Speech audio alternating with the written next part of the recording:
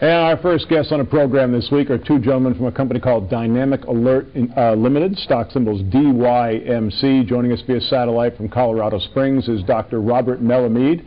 And, of course, here with me in studio is Richard Cowan, your CEO of the program. Richard, good to see you. Good morning. Good to see you. Now, Richard, Dynamic Alert Limited describes itself as a company that's targeting critical illnesses with commercialized phytocannabinoid pharmaceutical products. Can you give us a general overview of the company, please? Well, first off, I think it's important to understand is that although this is a new venture, we're not starting from scratch trying to think, oh, what can we invent to meet the need. The need is very well established. And by bringing on board Dr. Melamede and Steve Cubby, we are bringing in in effect a pipeline of potential products that we can bring to market much sooner than one might think. And by having someone like Dr. Melamede, who is a recognized authority in the world on cannabinoid medicine, as you know, this not only brings in his own expertise, but also opens the door to us to be able to recruit other doctors and scientists, I call the brightest and the bravest, those who are getting out ahead of the science on this thing and listening to their patients.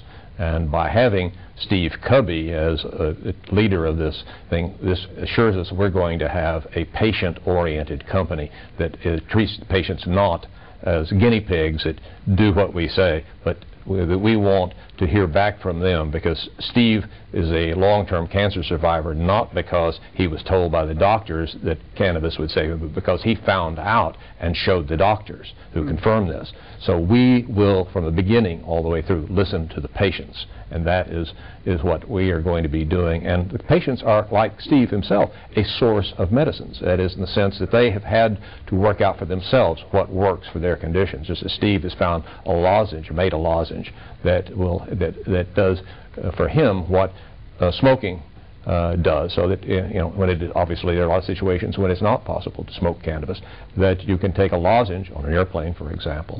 And so these are the things that by listening to the patients and working with the patients, we can not only know what they need, but then by having Dr. Melamede and these other scientists on board, we can then provide it to them through the scientific pharmaceutical system. Fascinating, fascinating subject. Now, of course, Dr. Melamede in Colorado Springs, cannabis or medical marijuana has been used medicinally for thousands of years, but it's really just now that we're finding out how and why it works. What are some of the illnesses and conditions that can be treated? Well, in order to really answer that question accurately, you have to appreciate the nature of the endocannabinoid system and, in general, the way our body works. Everything in our body is a balance of opposing forces. And one of the main regulations that's happening is a balance between inflammation and turning off inflammation. And the endocannabinoid system that we all have is very much involved in turning down inflammation and the damage caused by the free radicals that are associated with inflammation. So it turns out that all age-related illnesses are associated with free radicals and inflammatory responses. So if we're looking at autoimmune diseases, cardiovascular disease, neurological dysfunction, and cancers, they all have commonalities in that they all represent the consequences of essentially being alive, of aging. And that aging process can be essentially slowed down by cannabinoids. I like to use the term that free radicals are the friction of life and the endocannabinoid system is the oil of life. So it helps to minimize things like arthritis and Crohn's disease and diabetes and cardiovascular disease and Alzheimer's disease. The range of potential therapeutic impact from modifying and turning on the endocannabinoid system, which is what the plant is doing, it's simply mimicking it, is astounding. Doctor, any discussion on this subject would not be complete without talking about the political and social implications of medical marijuana. There are just those people who are never going to accept cannabis as a medicine. Can you tell us what the progress has been made in that regard? Well, with the discovery of the endocannabinoid system, which is this marijuana that we produce within us, and the fact that it serves as a universal global homeostatic regulator, which means that it keeps things in balance. The science has exploded. Amazing amount of papers, hundreds and hundreds just this year alone. And if you plot how many papers are coming out every year, there's more and more every year. Every major pharmaceutical company in the world is working on cannabinoids, but what they're trying to do is produce synthetics that they can patent. We feel that there's benefits to not using single compounds, but rather using the compounds, the diversity of compounds that are provided by the plant and provided by different strains of the plant to benefit people. So that it's quite clear that in addition to regulating things like appetite that everybody understands, the cannabinoids regulate our pain levels, our hunger, our sleep levels, as well as directly impacting on our immune system and on the ability of cells to survive, which becomes critical when you're trying to kill cancer cells, for example. These compounds are very neuroprotective. When your body has, say, head injury or stroke, your body upregulates your cannabinoid production in an effort to do things. So how is it that our governments have essentially denied these facts? And there's a very interesting explanation for that, because one of the things that our endocannabinoids control is open-mindedness.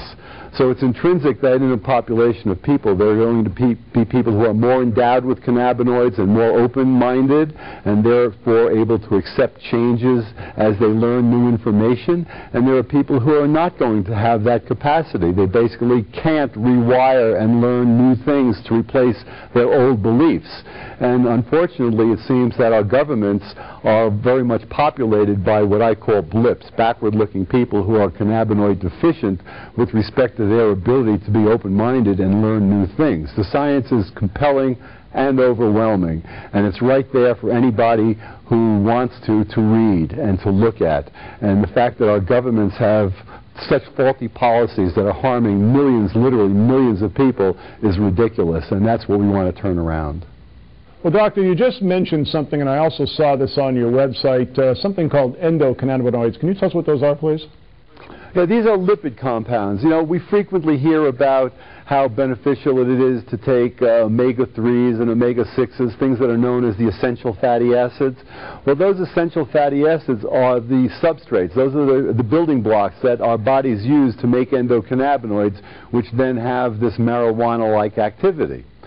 So we make them throughout our body. We use them all day long, every day, because they are what sets the tone, basically, between what I call a pro-inflammatory biochemistry and an anti-inflammatory biochemistry. And they really turn off inflammation. And it's inflammation that's the heart of so many of the age-related illnesses as a result of the associated free radicals that are produced by that biochemistry. Well, Doctor, about 10 years ago, Spain's Universidad Complutense in Madrid released a study which showed that THC can induce cell death in certain brain tumor cells without affecting surrounding healthy cells. Now, if we've been talking about aspirin, this would have been front page news for 5 years, why has the news about this study been so relatively quiet? Well, there's such a political agenda here. There's so much fear that's been pounded out by the media, stimulated by literally the government spending billions of dollars of our tax money in an effort to promulgate this lie. What's quite clear is in the studies of Manuel Guzman from Spain, where marijuana, THC, the active ingredient in marijuana, has been used to treat glioma. It's even gone into clinical trials, very limited, because of the fear of the psychological effects that they might have. The government's policy is die rather than get cured as long as you don't get high. That is ludicrous.